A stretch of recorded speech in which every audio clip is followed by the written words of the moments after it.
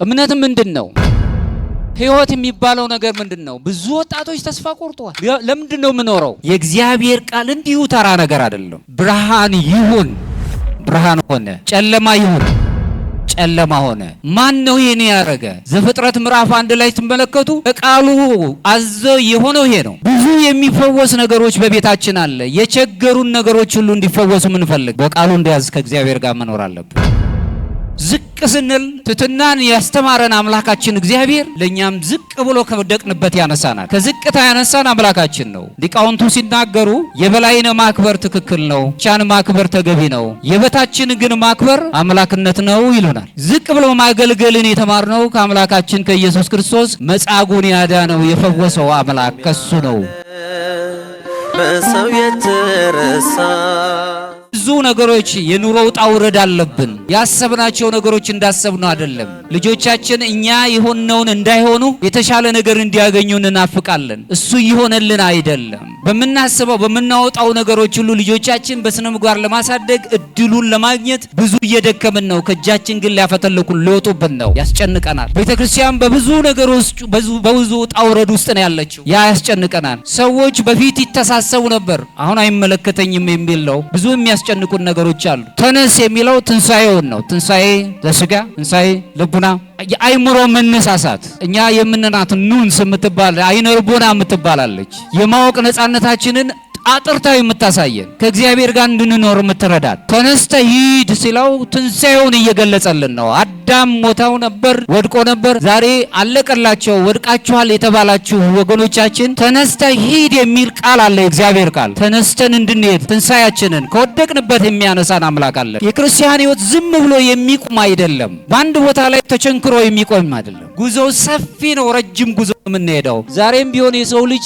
የሚያዳክሙ ብዙ የሆነ እንድንንቀሳቀስ የማያደርጉ በስጋ አይደለም በመንፈስም በህሊናችን እንዳንንቀሳቀስ የሚያደርጉ ብዙ ደዋያት ከበውና ያሉት። ከነሱ ውስጥ በመጀመሪያ መንፈሳዊ ቸልተኝነት። በዓለም ላይ ግዴለሽ ነው ሰው። እኔ ብቻ እኔና ራሴ ብቻ ነው የሚለው። ለፍቶታት፣ ለሱስ፣ ለስጋ ፈቃዳት ተገዢ መሆን። እነዚህ ስቃዮቻችን ናቸው። አንደበቶቻችን ራሱ በጣም ይቸኩላሉ ስለ ሰው ማንሳት። ብዙ ጊዜ ስለ ሰዎች ስንጠየቅ ንግግሮቻችን ይረዝማሉ። ስለ ራሳችን ግን ደካማ ጎን ስንጠየቅ ግን ድምጸት የለንም። ዝቅ ማለትን መልመድ። ስለ ሰው የምናወራበት ዘመን አይደለም ያለን አሁን። ሌላው ተስፋ መቁረጥ፣ ብቸኝነት። ብቻዬን ነኝ እኔ፣ ማንም የለኝም፣ ሰው የለኝም። ከሩቅ አገር ነው የመጣሁት። እዚህ የመጣሁበት ቦታ ላይ ብዙ ጥያቄዎች አሉት። በጣም በደል ይበዛበታል። አገልግሎቱ ሳይሆን የሚታየው የአገልግሎቱ አቅም ሳይሆን የሚታየው ምን ያህል ያስገባል። በደል ይበዛበት። የማን ነው እሱ? ከየት ነው ያለው? ቤት ነው የሚኖረው? ሰው ነው። ሙያው ነው የሚለካው። ባለሙያው በሙያው ነው የሚለካው።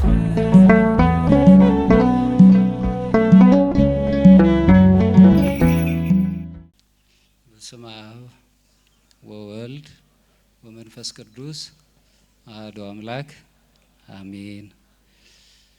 ኦ እግዚእ ኢየሱስ ክርስቶስ ወልደ እግዚአብሔር ሕያው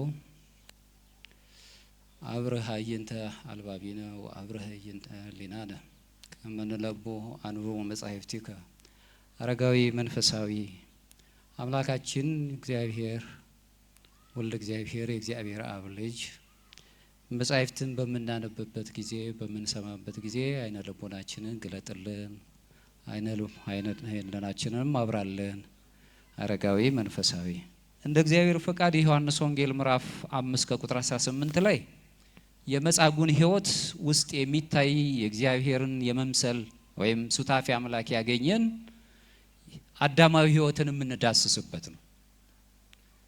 ታላቅ የሆነ ተአምር የተደረገ የሚል በጠዋቱ ለማየት ሞክሬያለሁ። ዛሬ ግን እንደው በመጻጉዕ ሕይወት ውስጥ እግዚአብሔርን የሚመስለው ሰው ወይም ሱታፊ አምላክ ያገኘው ሰው ህዳሴ ያገኘበት በመጻጉዕ ሕይወት ውስጥ የኛ ሕይወት የሚታይበትን ምክንያት ለማድረግ ሞክራለሁ። እንደ መግቢያ የሰው ልጅ በእግዚአብሔር አርአያና አምሳል ነው የተፈጠረው።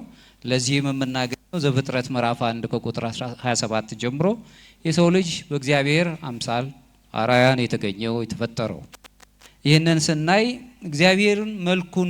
እግዚአብሔር በመልኩ በአርአያው ሲፈጥረን አልቆ ነው የፈጠረን። የማመዛዘን በንጽሕት በሆነችው ስነ ልቦና ውስጥ እንድንኖር በፈቃድ ንጹህ ፈቃድ እንዳለን የእግዚአብሔር ቃል ከእግዚአብሔር ጋር የሚያገናኘን ልዩ የመገናኛ መስመሮች ያለን ከመሆኑ የተነሳ ባሪያው በአምሳሉ ፈጥሮናል። በመለኮታዊ ሕይወት ውስጥ ደግሞ በመለኮቱ ራሱ ሱታፌን እንድናገኝ አማልክት ዘበጸጋ እንድንባል ሁላችንም በተለይ እግዚአብሔርን በክርስትና እምነት የምንሄድ ሰዎች ሁላችንም የእግዚአብሔር ልጆች ነን።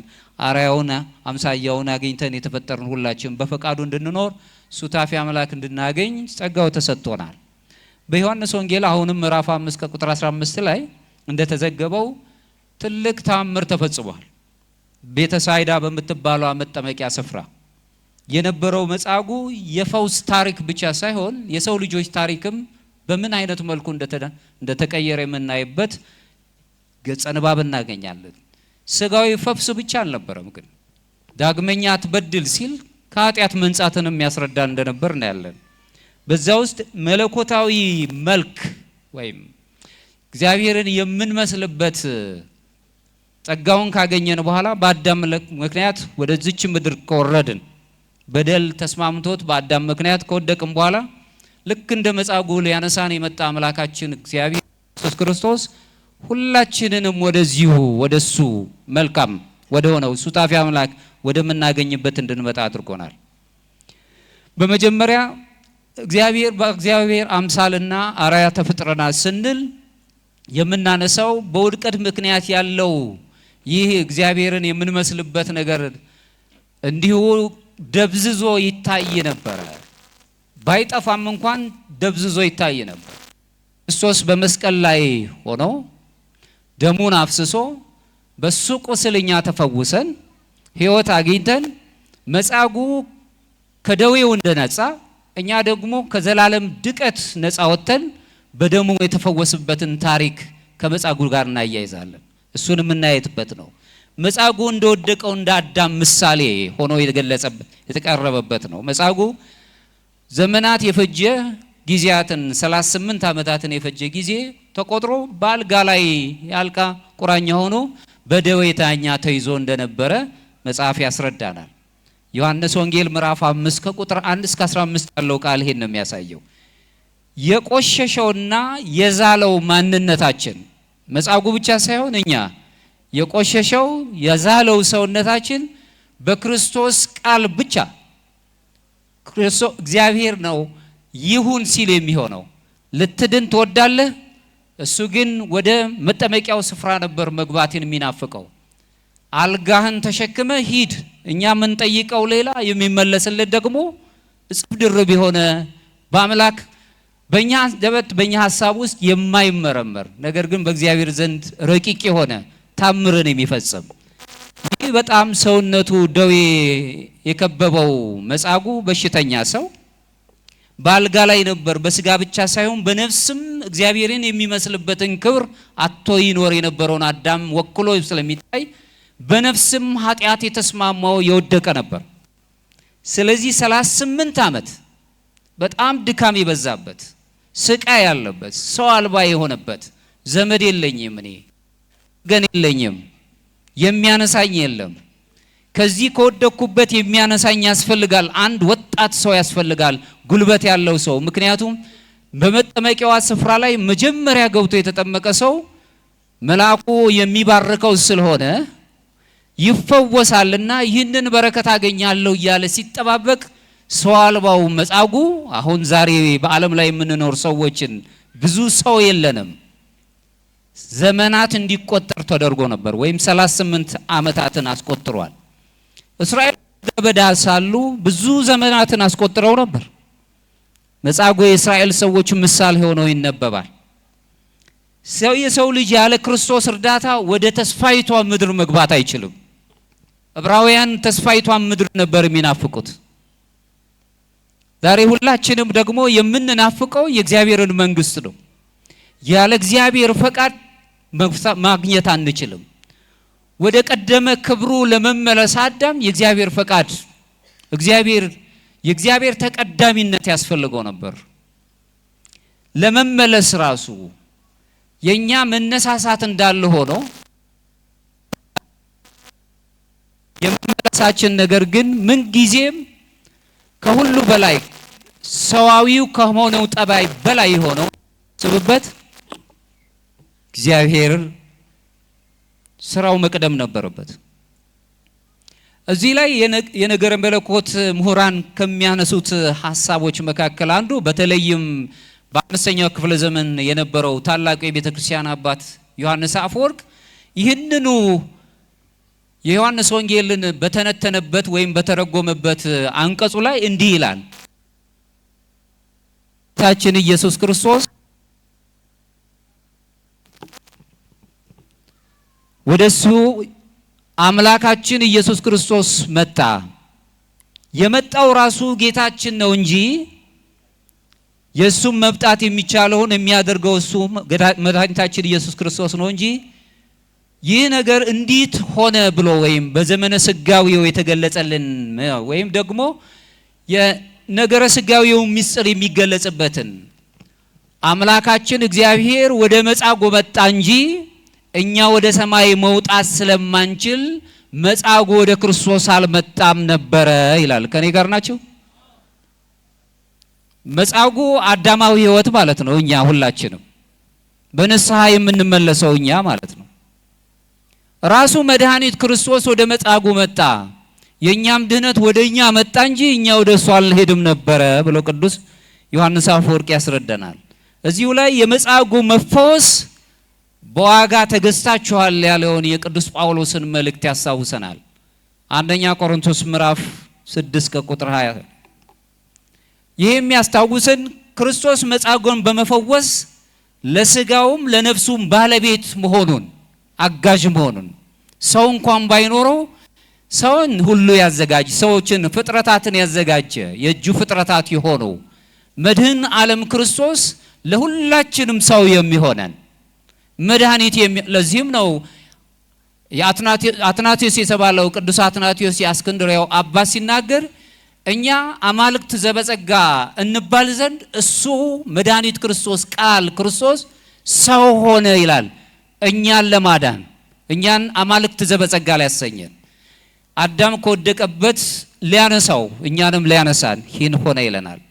እዚህ ላይ እንግዲህ ቅዱስ ቄርሎስም ሲናገር ምን ይላል? አሁንም ይህንኑ የዮሐንስ ወንጌል በተነተነበት አንቀጹ ላይ መጻጉዕ አልጋውን ተሸክሞ እንዲሄድ መታዘዙ ይላል የሥጋ ፍላጎት ሲገዛውም የነበረውን ነፍሱን አሁንም ሥጋውን የመግዛት ኃይልንም ያገኘበትን ከሁሉ በላይ የሆነውን እግዚአብሔርን የሚመስልበትን ጸጋ ይሰጠው ዘንድ አምላካችን ኢየሱስ ክርስቶስ ወደ መጻጉዕ መጣ።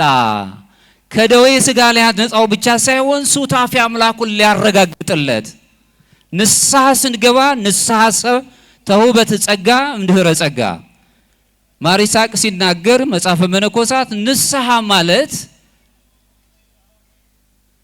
በይቅርታ በጥምቀት ካገኘናት ሁለተኛ የይቅርታ በርናት በማለት ይነግረናል። ስለዚህ ሊቃውንቱ በሚዘረዝሩት በመጻጉዕን ታሪክ በሚያስረዱበት መንገድ የነገረ መለኮት ምሁራን መጻጉዕ ሁሉንም የአዳም ልጆች እንደሚወክል ነው። ሰው እንኳን ብናጣ ሊጠይቀን የሚችል አምላክ አለን፣ በንስሐችን ውስጥ የሚናበበን። እኛ ወደ መክረህ ንስሐ ስንቀርብ እሱ እግዚአብሔር ወደኛ ሊቀርብ የሚችል ባንቀርበው እንኳን ስለሚፈልገን ይቀርበናል። የመቅረቡን ወይም ደግሞ የጮኸቱን ድምጹን ግን ሰምተን የመመለስ አቅም ደግሞ የኛ ስራ ነው ማለት ነው። የህዳሴውን ሂደት ስንመለከት ቅዱስ መጽሐፍ ሲያስረዳን ምን ይላል?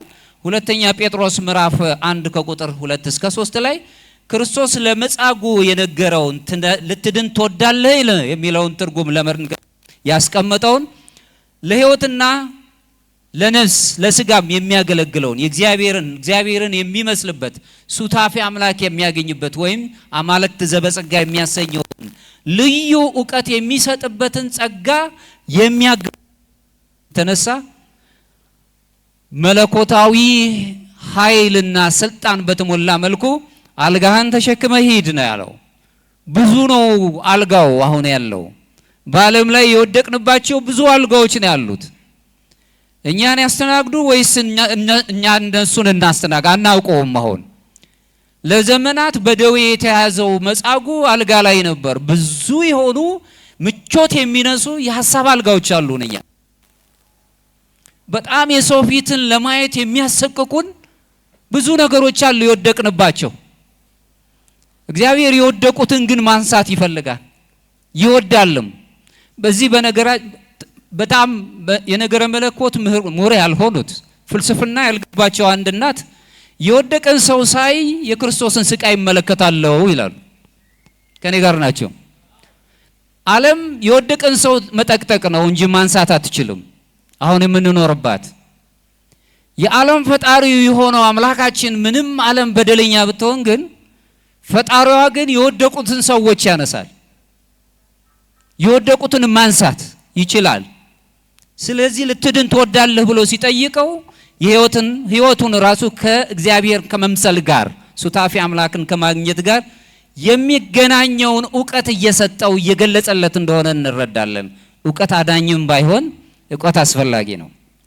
መንፈሱ በገዛ ክብሩና በበጎነቱን ሲጠራው እናያለን። የመጻጉዕን መንፈስ ልትድን ትወዳለህ?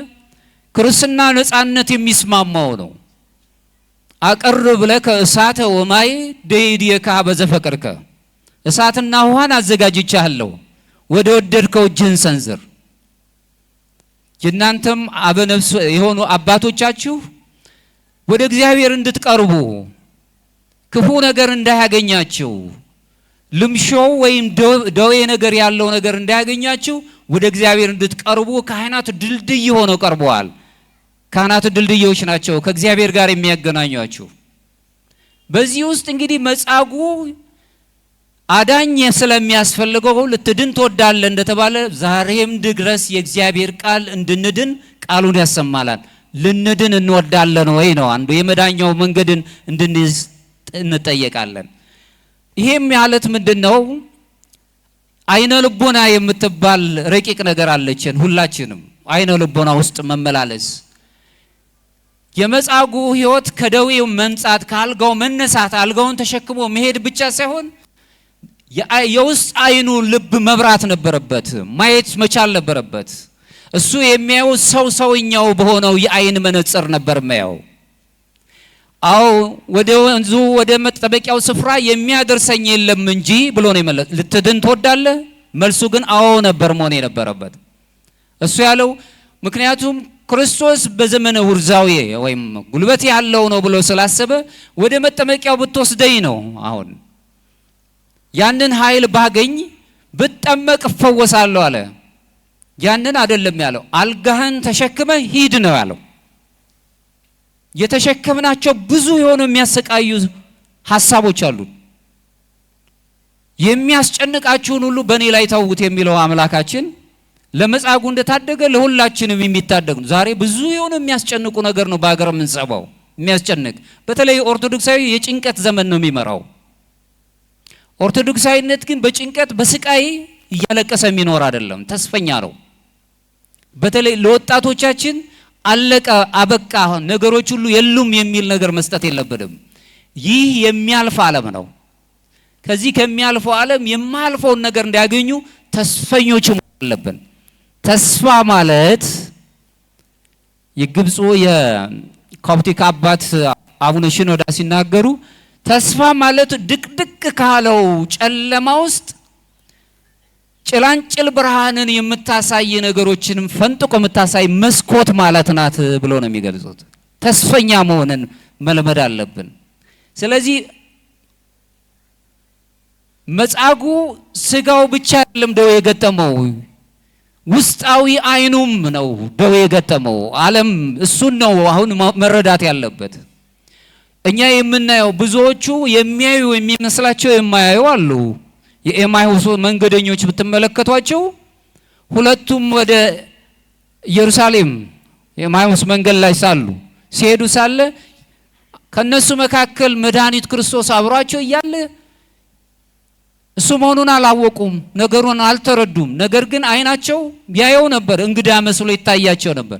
በልተው ጠጥተው ከጨረሱ በኋላ ግን ልባቸው ይቃጠልባቸው እንደነበረ መስክረው ይህ እሱ አይደለም ብሎ ተናገሩ። ያን ጊዜ አይነ ልቦናቸው በርቶላቸዋል። የልቦና አይናቸው ማለት ነው። መጻጉዕ የልቦናው አይን አልበራም ነበር። ሁላችንም የልባችን አይን ሲበራ ስለ ሰው በደል ትተን ስለ ራሳችን ኃጢአት ማሰብ እንጀምራለን።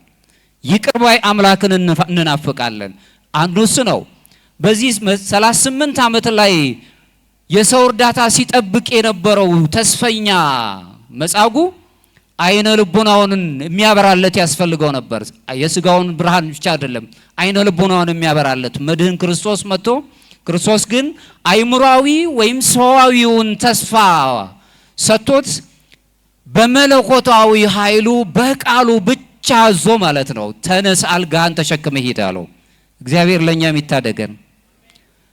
ምሳሌው እዚህ ላይ ቅዱስ ጳውሎስ ለአንደኛ ጢሞቴዎስ ደቀ መዝሙር ጢሞቴዎስ ምዕራፍ 4 ከቁጥር 12 ላይ መጻጉዕ አልጋውን ተሸክሞ ሲሄድ በሰንበት የነበሩት አይሁድ ሁሉ የእግዚአብሔር ኃይል ምሳሌ ሆኖ ተገልጿል። እነሱ ግን አልጎም በጣም እንዴት በሰንበት ይፈውሰዋል ብለው ተናግረዋል። አይሁድ ሰንበት ራሷ ለሰው ነው የተፈጠረችው። ስለዚህ የሰው ልጅ የዳነውን ዓለም የሚነግረን ይሄ ነው። ከሰው ይልቅ የትኛው ይከብራል ነው። ሰውነቱ ረቂቅ ነው። ሰው በሰውነቱ ክቡር ነው፣ ምስጢር ነው የሚኖረው። ይህን የምናይበት ነገር ነው።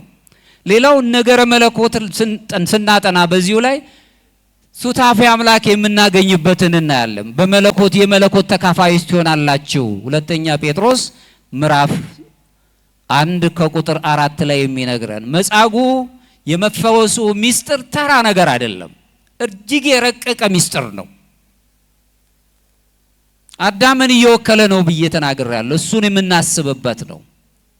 ጌታችን ከእንግዲህ ወዲህ ግን አለው አልጋን ተሸክመ ሂድ ብቻ ሳይሆን ከእንግዲህ ወዲህ ግን ዳግመኛ እንዳትበድል አሉ። ንስሐ ማለት ባለፈው ኃጢአቴ ዳግመኛ ላለጠየቅ ቃለ መሐላ መፈጸም ማለት ነው። መጸጸት ማለት ነው። የአይምሮአችንን ንጽህናን ጠብቀን የምንሄድበት ሌላ የሆነ የአይምሮ ጠጋኝ የሆነ መንገድ ያለው ነው ንስሐ ማለት።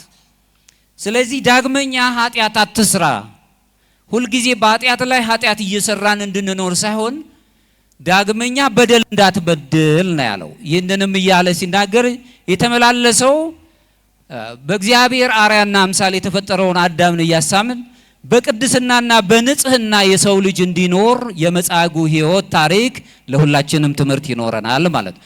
ንስሐ ስንገባ ወደ ቅድስናው እየቀረብን ነው። ንጽህና እየተሰማን ነው። እግዚአብሔርን እያገኘነው ነው። ቅዱስ እንደሆንኩ እናንተም ቅዱሳን ሁኑ ብሎ ያስተማረን። ይህን ካልን በመጀመሪያው መጻጉዕ እንደወደቀው የሰው ልጅ ምሳሌ ሆኖ ቀርቧል። ወንጌሉ የሚነግረን ዛሬ እንዳለ ነው። ታሪኩን ሰምተን የምንሄድ ብቻ ከሆነ ታሪክን ተናጋሪዎች ወይም ታሪክን አድማጮች ብቻ ነው የምንሆነው። ነገር ግን መጻጉዕ ሕይወት በአንድም በሌላ መልኩ ህብሩ ይቀየር እንጂ የአዳም ልጆች ወይም የሰው ልጆች ምሳሌ ሆኖ የሚቀርብ ታሪክ ነው። በነገረ መለኮት ሕይወት ውስጥ የምናየው ማቴዎስ ወንጌል በዮሐንስ ወንጌል ምዕራፍ 5 ከቁጥር 5 ላይ የሚያስረዳን ይሄንን ነው። እዚሁ ላይ ሐዋርያው ከሚናገረን ወደ ሮሜ ሰዎች ቅዱስ ጳውሎስ ምዕራፍ 3 ከቁጥር 23 ላይ ሁሉም ኃጢአትን ሰርተዋልና የእግዚአብሔር ክብር ጎሏቸዋል ይለናል። መጻጉዕ ብቻ ሳይሆን በዓለም የነበረው የሱ በደዌ ዳኛ ተይዞ መኖር ሊሆን ይችላል። ዛሬ ደግሞ ለኛ ለሁላችንም በዓለም ላይ የነበሩ ሰዎች ክርስቶስ በመስቀል ላይ ሆኖ ደዌያችንን ሁሉ በደሙ ነፃ አድርጎን በሱ ቁስል ተፈውሰን ነፃ ሆነናል። አውግስቲን የተባለው አባት ሲጽፍ ደግሞ የመጻጉዕን ታሪክ ባብራራበት ታሪኩ ሕይወት ውስጥ እሱም ሲናገር ምን ይላል?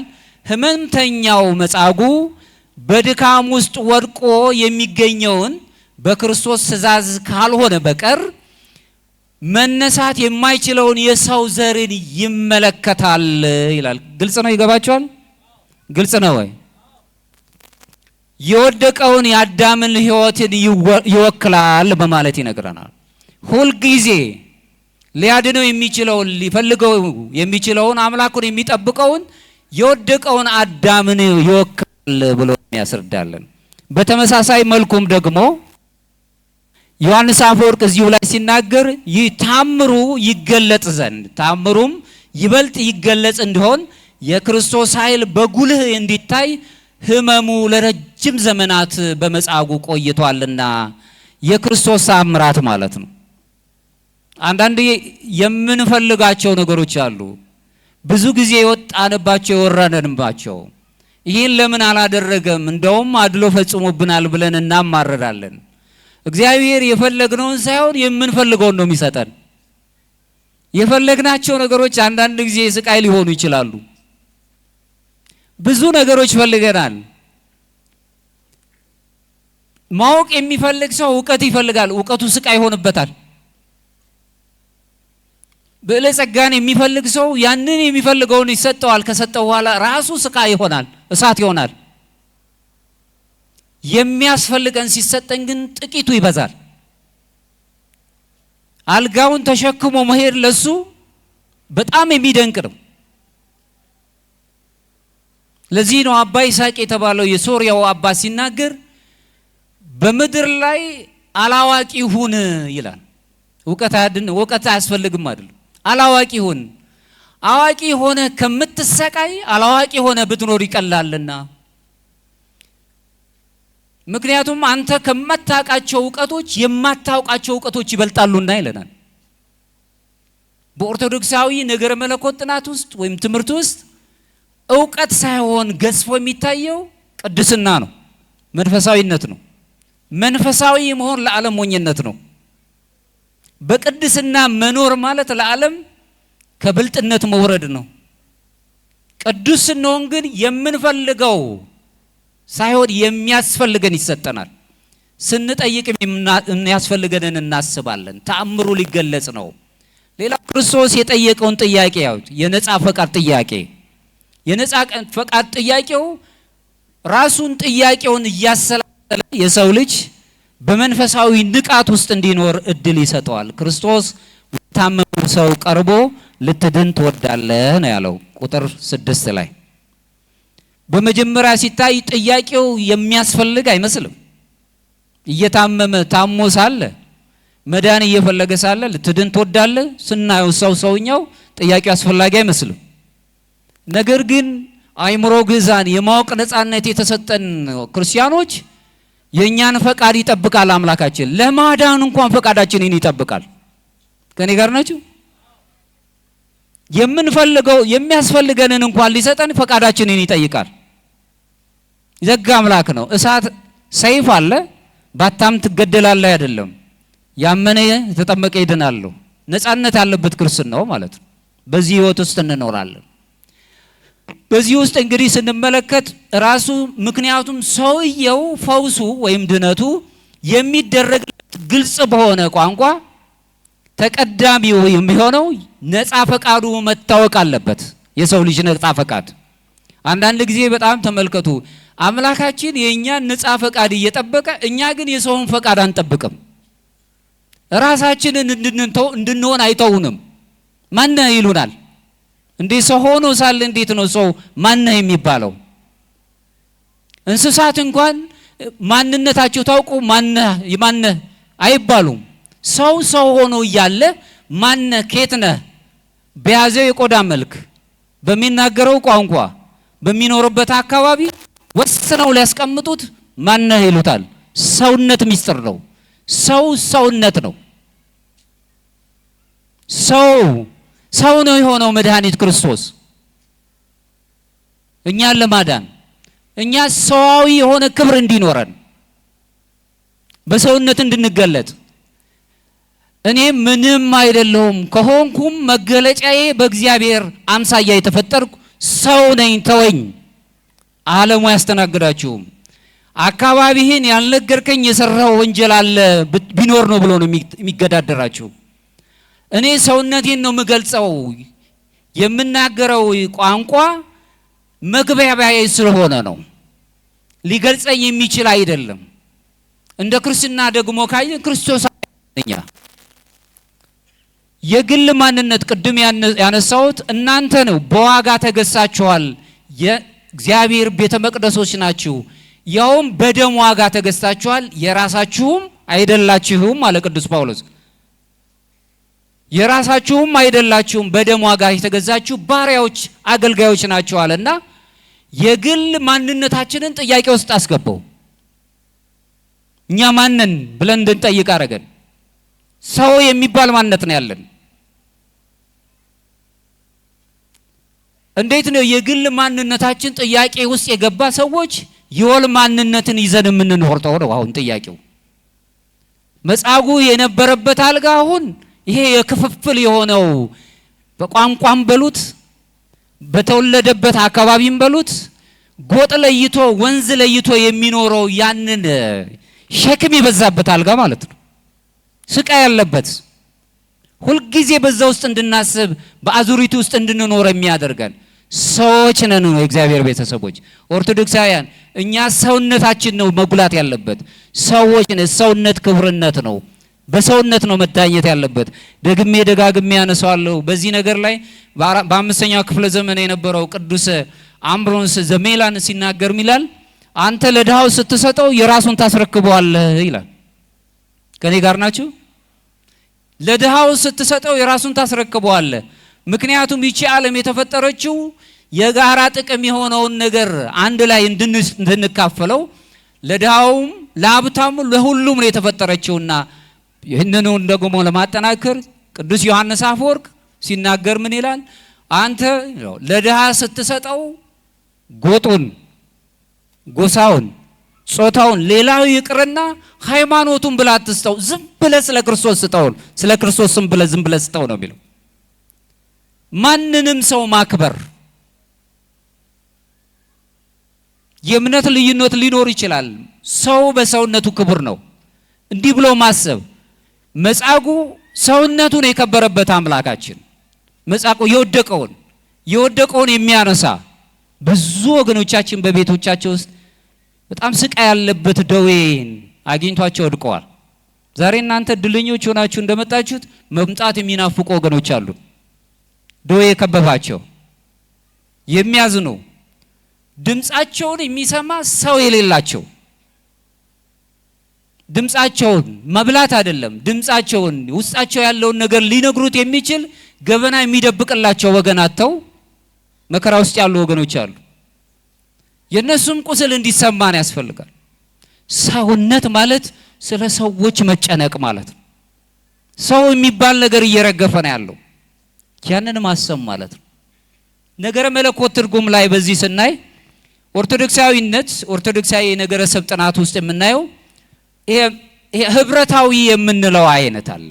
በመለኮታዊ ጸጋና በእኛ የሰው ልጆች ነፃነት መካከል የሚገኘው ህብረታዊ ግንኙነት ማለት ነው። እግዚአብሔር ሊያድነን ሊሰጠን ፈቃደኛ ነው። ነገር ግን የኛ ነፃ ፈቃድ ደግሞ መጠየቅ አለበት። ምን ያህል ከአምላካችን ፈቃድ ጋር ይገናኛል ነው። አሁን ግልጽ ነው። በንስሐ ስንገባ ንስሐችን ዳግመኛ በዚህ በገባውት ንስሐ ኃጢአት ላለመጠየቅ ቃለ መሐላ ፈጽመን ከእግዚአብሔር ጋር ለመገናኘት የእግዚአብሔር ፈቃድና የኛ የውስጥ ፈቃዳችን የሚገናኝበት ግንኙነት የህብረት ግንኙነትን ማየት ነው። የክርስቶስ ፈውስ ስንመለከት በግድ የሚጫንብን አይደለም። ከመጽሐፉ ታሪክ የምናየው ነው። መዳን ራሱ ድነት ማግኘት በግድ ይጫንብናል። ካላዳንኩ ብሎ አይደለም፣ ፈቃዳችንንም ይፈልጋል። ራሱን ዝቅ አድርጎ የመጣ መጻተኞችን ሁሉ በመንገድ ላይ በማህበረሰቡ ዘንድ የተናቁትን ቀራጮች ናቸው፣ ዘማዎች ናቸው። እነዚህ ሰዎች እንዴት እንደዚህ ማነው ሽቶውን ራሱ እንዴት ማርከፍከፍ ትችላለች? እሷን ማን መሆኗን ቢያውቅ ኖሮ ዘመኗን ሁሉ ስትበድል የነበረችውን እሷ መልካምን ነገር አደረገች። ማርያም ህሰ ሀሬት መክፈልተ ሰናይ ዘኢያጀደዋ ማርያምስ መልካምን እድር መረጠች። ከኔ ጋር ናችሁ? ወንጌል በተነገረበት ቦታ ሁሉ ስሟ ሲነገር ይኖራል። ኃጢአተኞቹን ሰዎች የማይንቅ አምላክ በደላቸውን ማይንቅ እሷም ዝቅ ብላ በእንባ አጠበችው ንስሐን በንስሐ ዝቅ ስንል ትትናን ያስተማረን አምላካችን እግዚአብሔር ለኛም ዝቅ ብሎ ከወደቅንበት ያነሳናል። ከዝቅታ ያነሳን አምላካችን ነው። ሊቃውንቱ ሲናገሩ የበላይን ማክበር ትክክል ነው፣ ብቻን ማክበር ተገቢ ነው፣ የበታችን ግን ማክበር አምላክነት ነው ይሉናል። ዝቅ ብሎ ማገልገልን የተማርነው ከአምላካችን ከኢየሱስ ክርስቶስ መጻጉዕን ያዳነው የፈወሰው አምላክ ከሱ ነው የተማርነው። እሱን የምናገኝበት ነው። እዚሁ ላይ ብዙ ጥያቄዎቻችን እንኳን ረጅም ጊዜ ቢፈጁም በተስፋ መቁረጥ ውስጥ መኖር የለብንም። መጻጉዕ ትልቁ ጸጋው ተስፋ አልቆረጠም። ብዙ ነገሮች የኑሮ ውጣ ውረድ አለብን። ያሰብናቸው ነገሮች እንዳሰብነው አይደለም። ልጆቻችን እኛ የሆነውን እንዳይሆኑ የተሻለ ነገር እንዲያገኙ እናፍቃለን። እሱ ይሆነልን አይደለም። በመናስበው በመናወጣው ነገሮች ሁሉ ልጆቻችን በስነ ምግባር ለማሳደግ እድሉን ለማግኘት ብዙ እየደከምን ነው። ከእጃችን ግን ሊያፈተልኩን ሊወጡብን ነው። ያስጨንቀናል። ቤተክርስቲያን በብዙ ነገሮች በብዙ ውጣ ውረድ ውስጥ ነው ያለችው። ያ ያስጨንቀናል። ሰዎች በፊት ይተሳሰቡ ነበር፣ አሁን አይመለከተኝም የሚል ነው። ብዙ የሚያስጨንቁን ነገሮች አሉ። ለዚህ ተስፋ አለመቁረጥን ከዚህ መረዳት እንችላለን። መጻጉዕ ፈቃዱ በራሱ ልትድን ትወዳለህ ሲል ፈቃዱ መንቃቱን እናያለን። መክሲሞስ የተባለው ታላቅ አባት ድነትን ስለ ድህነት በጻፈው ላይ ስንመለከት የሰው ፈቃድ መፈወስ የሚችለው ፈቃዱን መፈወስ የሚችለው ራሱ አምላካችን ኢየሱስ ክርስቶስ መሆኑን ሲገልጽ ራሱ የሰው ልጅ ተፈጥሮ እንዲታደስ አለ ወይም ደግሞ እንዲድን የሰው ፈቃድ ከመለኮት ፈቃድ ጋር መተባበር መዋሃድ አለበት አለ። ከኔ ጋር ናቸው? አሁን ቅዱስ ሚካኤል እባክህ እርዳኝ ይረዳል መልአኩ። የኛ ፈቃድስ መውጣት መውረድ ይፈልጋል። የሰማይ ወፎችን ተመልከቱ፣ አያጭዱም አይዘሩም፣ ነገር ግን ይበራሉ። መብረር ይጠበቅባቸዋል። ከኔ ጋር ናቸው? ሁሉንም የሰራነውን እንዲባርክልን መልአኩን የምትጠይቀው አምላካችንን እግዚአብሔር የምትጠይቀው እጥፍ ድርብ አድርጎ ይሰጠናል። በላባችን ያገኘነው ስለሆነ በብልጠት ያገኘነው ስላልሆነ።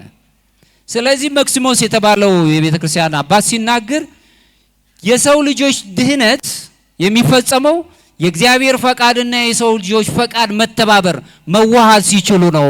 ስለዚህ ፈቃዳችንን ማሰብ አለብን ማለት ነው። ክርስቶስ ፈጣሪም አዳኝም ስለሆነ ሲፈውስ ነው የምንማረው የምናገኘው። በመቀጠልም ተነሳ አልጋን ተሸክመ ሂድ ነው ያለው። ወዲያውኑም ተፈወሰ። ይህ ትእዛዛዊ የሆነ ቃል በመጀመሪያው ፍጥረት ዘመን ውስጥ እንመለከተዋለን። እግዚአብሔር ፈጣሪ በቃሉ ፈጥሯል። ይህንን አድርግ፣ ይህንን በገነት ያለውን ብላ፣ ነገር ግን የሞት የምታመጣዋን ግን አትመገብ፣ አትብላት። ከኔ ጋር ናችሁ? በቃሉ ነው ያዘዘው። ሰው አዳም ብዙ የሚበላው ነገር የበረከተ ነው፣ ከአንዲቷ አይበቃር። ደሞም አይነ ልቡናው ከበራ ዕፀ ሕይወትን ያገኛት እንደነበር ይህንን የምናይበት ከሆነ ቅዱስ ቄርሎስ ዘእስክንድርያው ሲናገር ምን ይላል? የእግዚአብሔር ቃል በባህሪው ሕይወት ስለሆነ አቅም ላጡት ሕይወትን ይመልስላቸዋል ይላል። አቅም ላጡት ሕይወትን ይመልስላቸዋል። ድምጻችን አልሰማ ብሎ ሊሆን ይችላል። ጩኸታችን የሚያዳምጥ ጠፍቶ ሊሆን ይችላል። በንስሐችን ውስጥ ግን እግዚአብሔር ይነጋገረናል። የምንፈልገውን ነገር ከሚያስፈልገን ጋር በማዋሃድ እግዚአብሔር ለኛ ይደርስልናል። ለመጻጉዕ የደረሰ ለኛም ይደርሳል። ስለዚህ ክርስቶስ የእግዚአብሔር ቃል እንዲሁ ተራ ነገር አይደለም። ብርሃን ይሁን፣ ብርሃን ሆነ፣ ጨለማ ይሁን፣ ጨለማ ሆነ። ማን ነው ይሄን ያደረገ? ዘፍጥረት ምዕራፍ 1 ላይ ትመለከቱ በቃሉ አዘ የሆነው ይሄ ነው። የሰው ልጆች ይሁን ብለው ያደረጉት ነገር የለም። እግዚአብሔር ጸጋውን ሰጥቷቸው ሐዋርያቱ፣ ካህናቱ፣ ደጋግ አባቶች እግዚአብሔርን አጋዥ አድርጎ በአምላካችን በኢየሱስ ክርስቶስ ቃል ይህ ይደረግ፣ አጋንንት ይገሰጽ ሲሉ ፈውስ ደዌውን ይፈውሱት ነበር። አጋንንትን ይገስጹ ነበር። በልብሳቸው የመፈወስ ኃይልን ተሰጥቷቸው ነበር። በቃልህ እዘዝ፣ በቤቴ ውስጥ ያለው አጋንንት ወይም ደግሞ ልጅ አጋንንት የያዛት ትፈወሳለች። እዘዝ በቃልከ በቤቱ ውስጥ ታሞ የነበረውን የመቶ አለቃውን ልጅ እንዲፈውስለት ልጄ ታማለችና ባክን አድንልኝ አለው። እሺ ና እንሂድ ወደ ቤት አለው። ተመልከቱ። አይ እኔ እንኳን የማዛቸው አንዱን ሂድ ብለው የሚሄድ አንዱን ና ብለው ወደዚህ የሚመጣ ሎሌዎች አሽከሮች አሉ።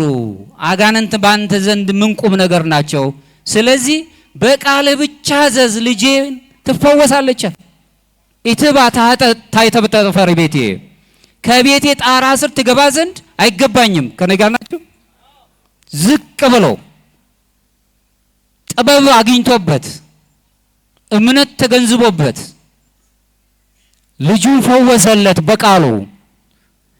ብዙ የሚፈወስ ነገሮች በቤታችን አለ። የቸገሩን ነገሮች ሁሉ እንዲፈወሱ ምንፈልግ በቃሉ እንዲያዝ ከእግዚአብሔር ጋር መኖር አለብን። ሌላው መነሳቱና መጓዙን ስንመለከት በጣም የሚያስተምሩ ብዙ ነገሮች አለ። መጻጉዕ ብድግ ብሎ ዘመናት የፈጀ 38 ዘመናት የፈጀው በአንድ ጊዜ እግሩ ተፈቶ አልጋን መሸከም እና መጓዝ የሰው ልጅ ክብር እንዴት እንደተመለሰ ከዚህ ታሪክ መማር እንችላለን። ወድቆ የነበረው አዳም ዳግመኛ ክብሩ ተመልሶለት ከወደቀበት ትንሳኤው ተገንዝቦ እንዲሄድ ያደረገበትን እናያለን።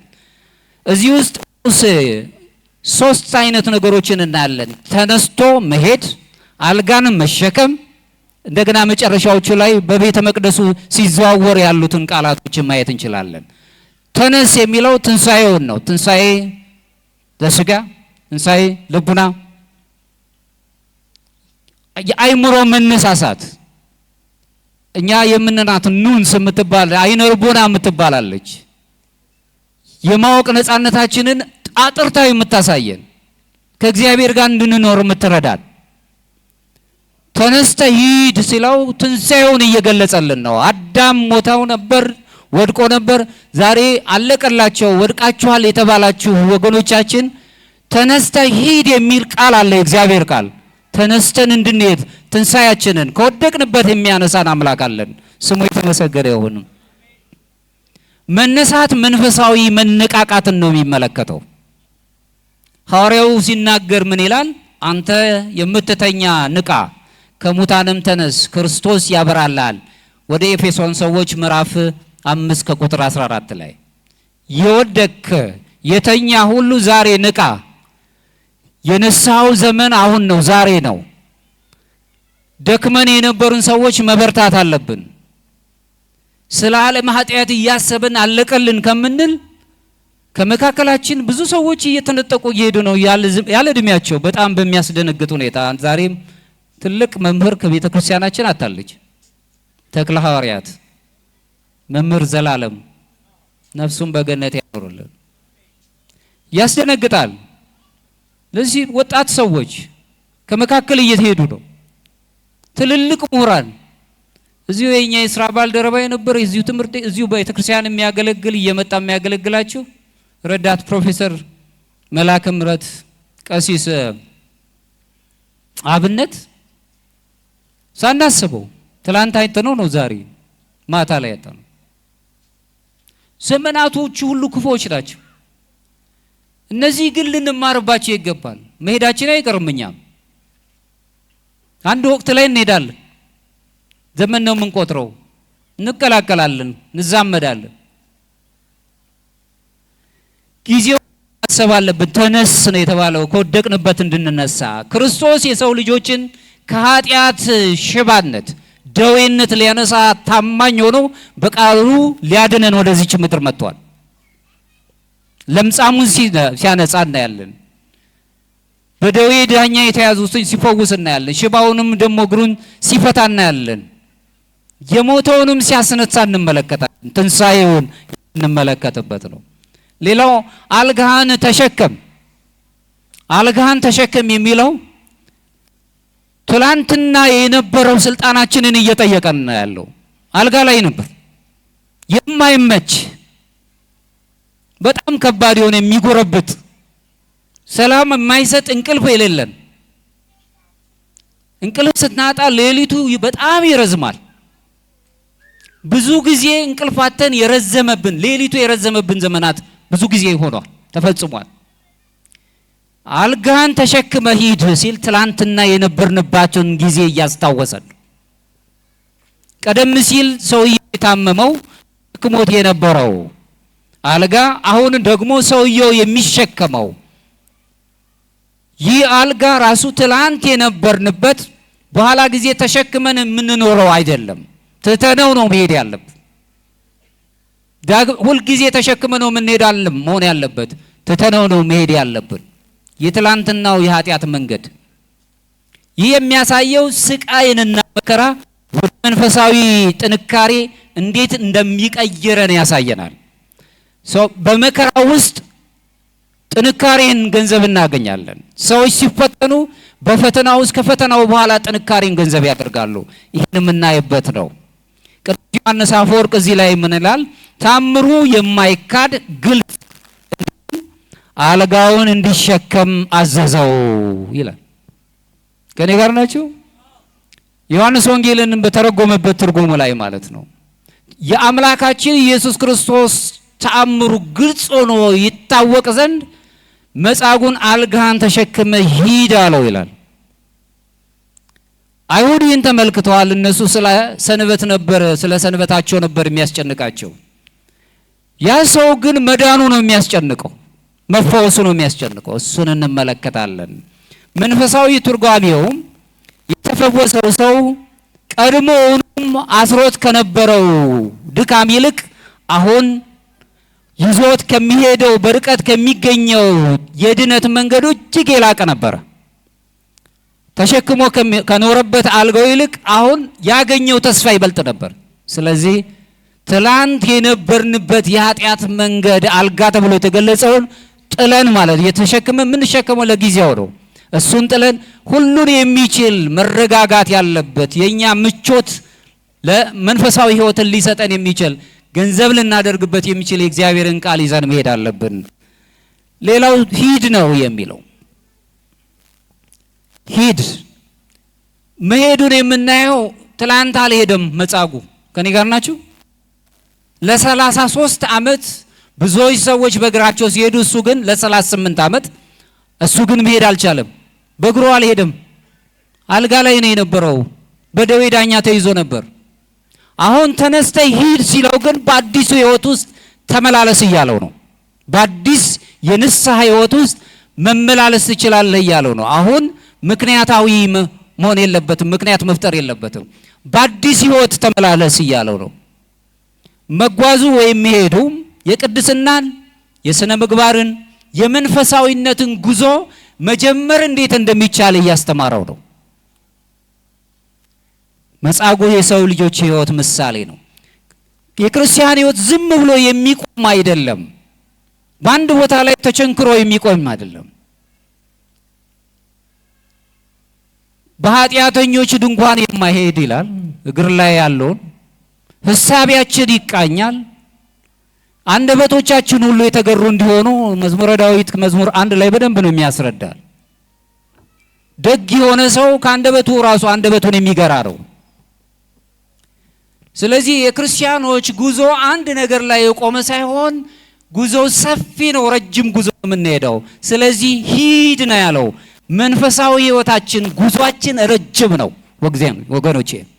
ዛሬውኑ መተን ዛሬውኑ የሚያበቃ አይደለም፣ ረጅም ጉዞ ነው የምንሄደው። ለምን? ሱታፌ አምላክ የሚባል ትልቅ የጉዞ መንገድ ይዘን ያለ ነው። አምላክን መምሰል ማለት ነው። ከኔ ጋር ናቸው?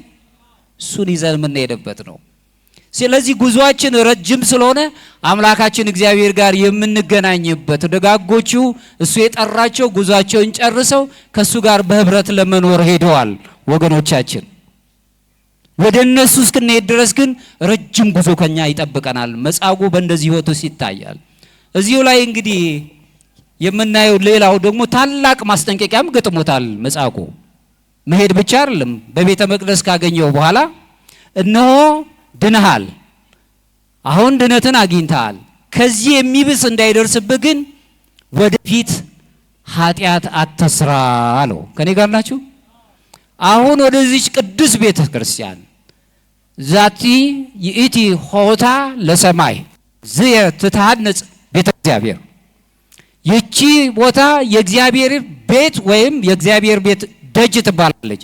በዚህች ቦታም ደግሞ የእግዚአብሔር ቤት ትሰራባታለች። የእግዚአብሔር በር እግዚአብሔር የሚገኝባት በር ተብላለች።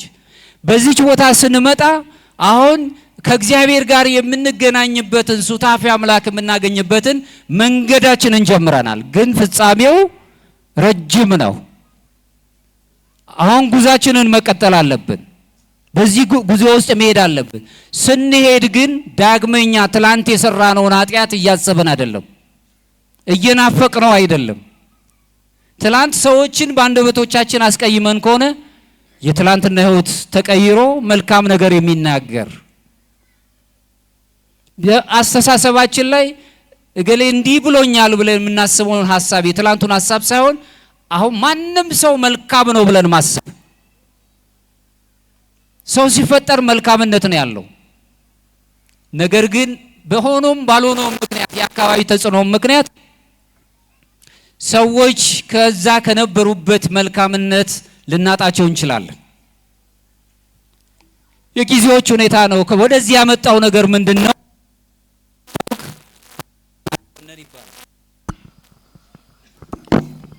እሺ ይሰማል።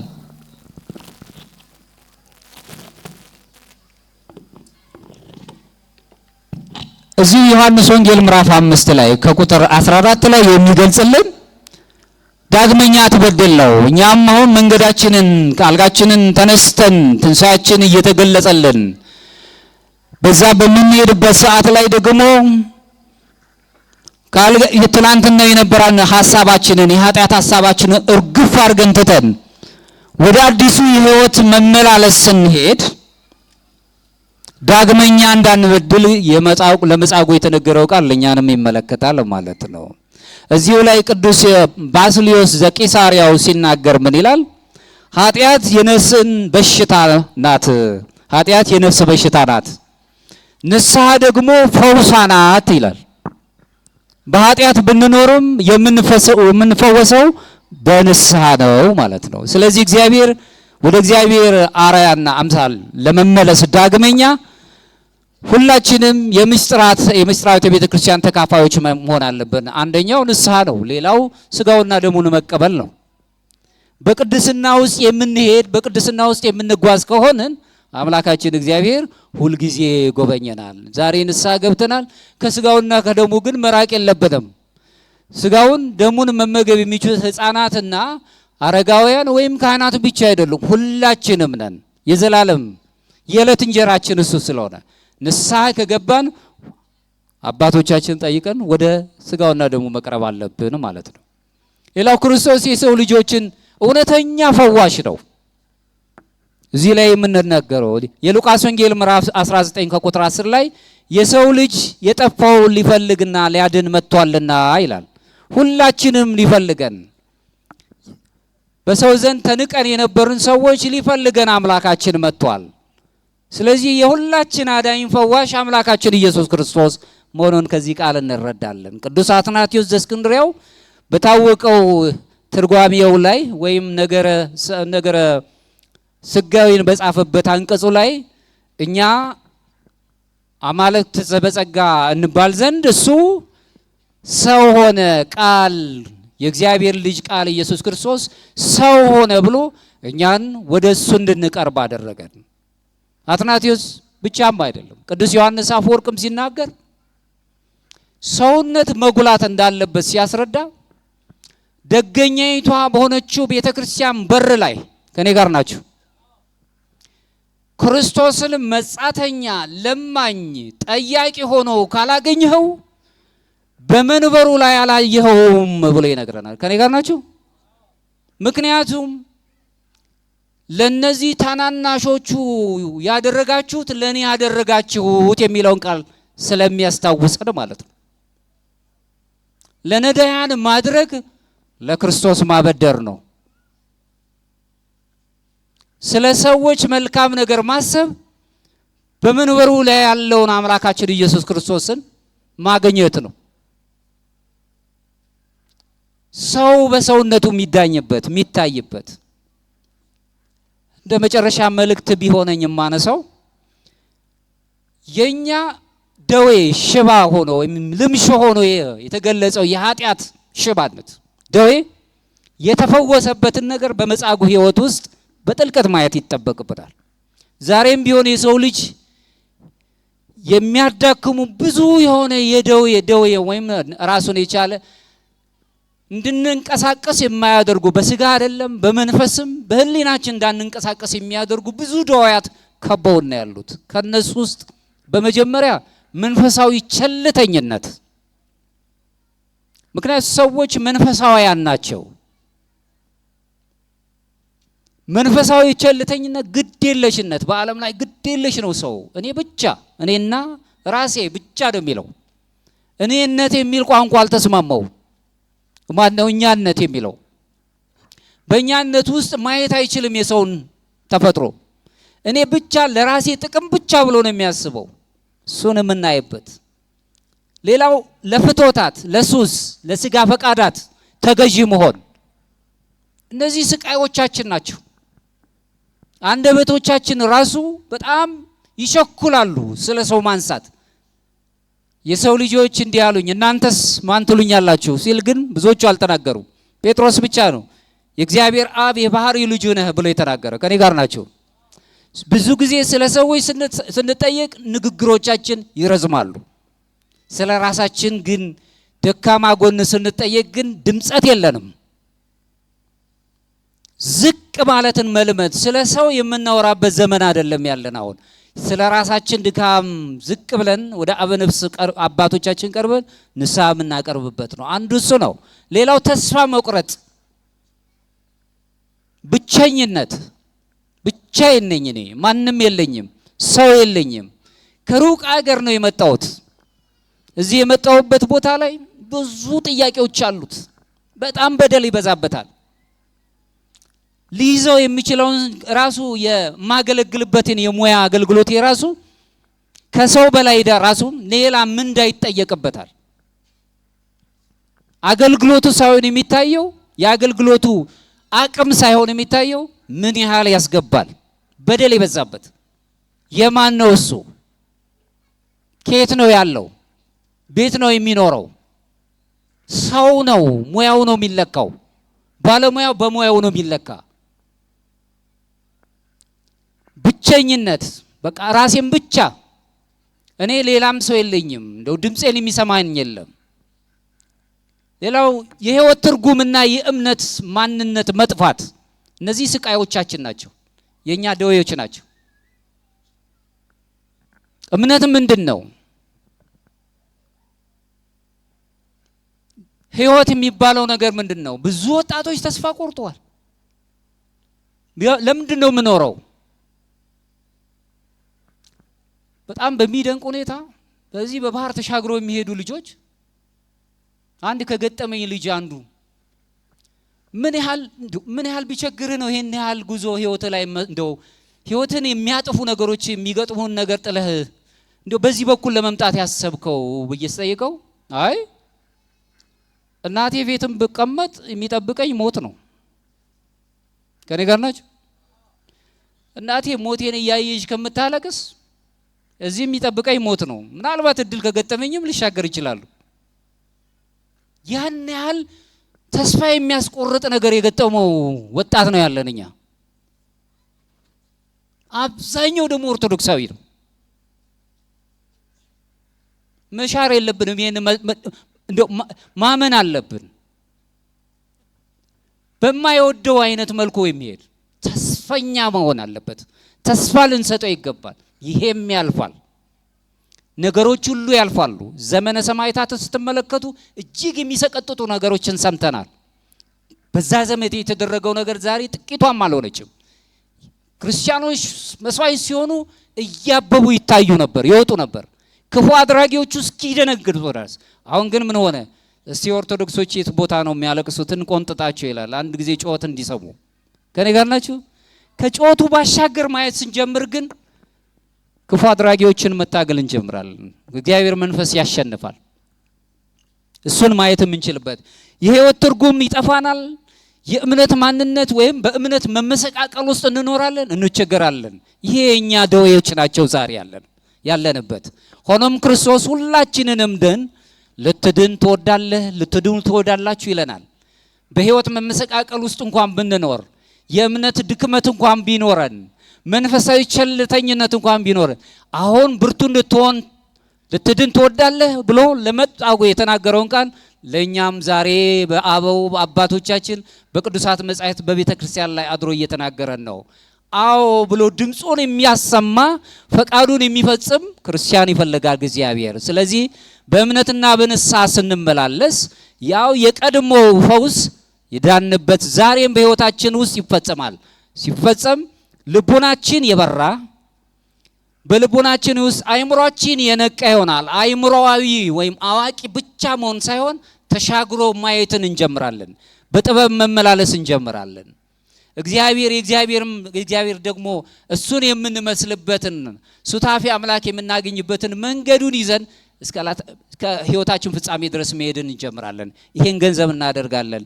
ለሁሉም አምላካችን ህይወት ሰጪ የሆነውን ቃሉን ለኛ ስለሚያሰማን የወደቁት እንዲነሱ፣ የደከሙት እንዲጓዙ፣ እኛ ብቻ አይደለንም የደከሙም አሉ። እግዚአብሔርን በምንመስልበት እግዚአብሔር ለሰዎች ሩሩ ነው፣ እኛም ሩሩ እንድንሆን እኒህን ሁሉ የምናደርግ ከሆነ አሁን ተነስተን ያሰብናቸውን ሐሳቦቻችንን ይዘናቸው የሆነ ቦታው ላይ ምዕራፍ አላቸው ጥለናቸው የሚያስፈልጉን መንፈሳዊውን ነገር ብቻ ተሸክመን መንገዳችን እንጀምራለን። ያም ሱታፌ አምላክ ይባላል። ለነበረን ጊዜ አምላካችን እግዚአብሔር ስሙ የተመሰገነ ይሁን። መጻጉዕን የታደገ አምላክ እኛንም አገራችንንም ያዘነውንም ሰው ሁሉ ይታደግልን። ወስብሐት ለእግዚአብሔር።